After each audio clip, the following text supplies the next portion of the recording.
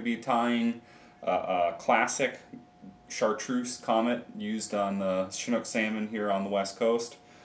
We're starting with a size 4 L11S 3H. This is a little bit longer shanked hook than I actually prefer to use, but this is what the classic Comet pattern was traditionally tied on. There are some advantages and disadvantages to every hook that you use, but I prefer a shorter shanked hook and a slightly smaller bug.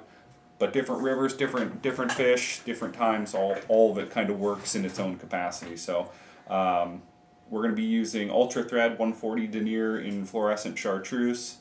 I'm going to lay a nice thread base. Just for proper spacing, I would take the thread back to the eye, and I'll tie in a small, this is actually a medium bead chain in silver.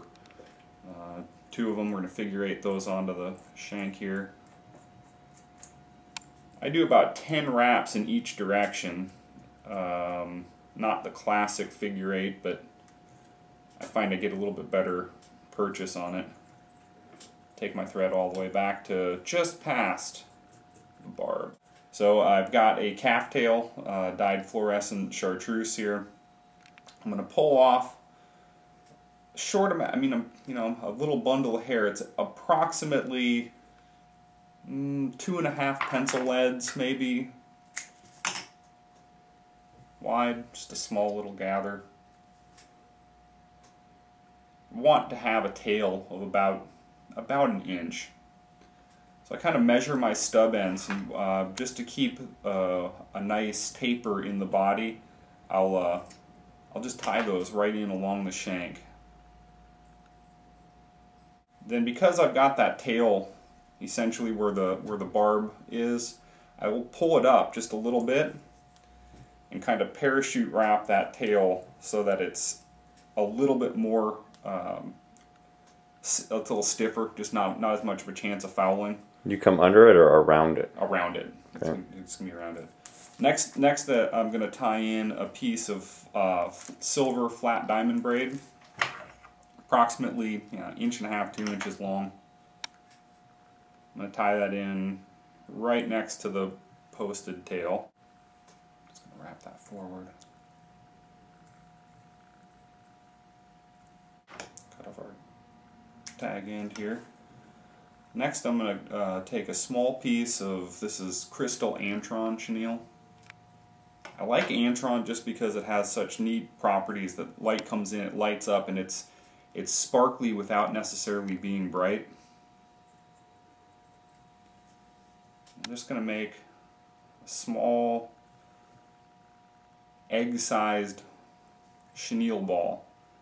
And what this does is kind of push, in the next step, we're going to tie in a hackle. It pushes that hackle out and around, makes the legs flex just a bit more. A small little chartreuse bundle. I've got fluorescent chartreuse dyed henback here. I like wider, webbier feathers for most of these Comet style patterns. Again, just gives you a little bit more life, a little bit more water push. Schlappen work there? Because I think those are hard to find. That Schlappen will work. You have to be selective about the feathers that you choose. Another good choice is like the streamer neck type saltwater. Mm-hmm.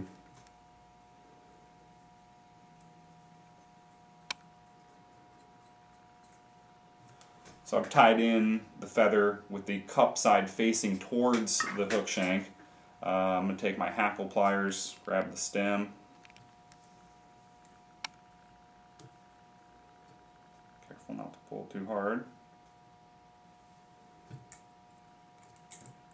So I'd make a wrap and I'll just kind of slick it back with my fingers, giving it that real classic wet fly pushed out look.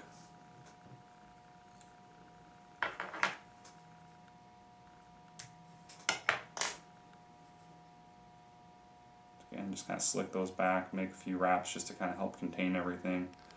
Make a wrap 2 or more there just to help lock the eyes in a little bit better. And then I'll take my whip finisher,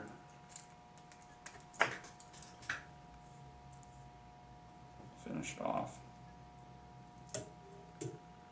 So at this point, a little drop of Zap-A-Gap right here at the eyes, and you're pretty much finished. Real classic pattern, taken many Chinook on that fly. Easy to tie, great pattern.